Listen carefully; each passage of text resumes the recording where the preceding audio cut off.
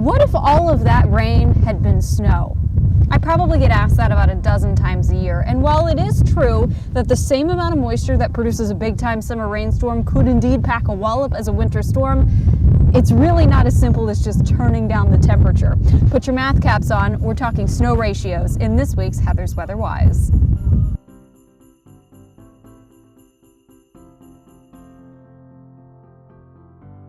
If you're still with me after I said math, don't worry, it's not going to be all that bad. When I say snow ratios, I'm talking about the amount of liquid water we would need to get a certain amount of snowfall. Typically, the ratio that forecasters start with when making a prediction is 10-1.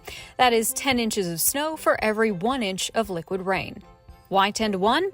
Well, snowflakes have quite a bit of air between them, even when they pile up and accumulate. Liquid water doesn't. That air is what causes a snowpack to take up so much more space than rain produced by the same amount of water vapor. Still with me here? Good, because as it turns out, that 10-1 ratio is really just a starting point. Years and years of weather observations and melting down snowfall measuring the amount of liquid has actually shown that for the Midwest and the Great Lakes, that ratio is really much closer to 12-1. But the ratio can be different for each winter storm and for different elevations. It can even change dramatically from the start of a snowstorm to the end of the same one. A lot of that variability is caused by changing temperatures at certain heights of the atmosphere. The amount of moisture in a storm can change things up too.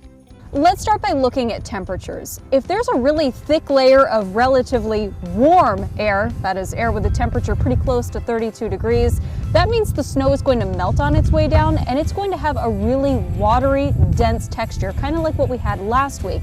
Now, if that warm layer is really shallow, the snow is going to be a lot more powdery and it's going to pile up quite a bit higher, meaning the snow ratio is going to be a lot higher. Let's put our heads in the clouds now.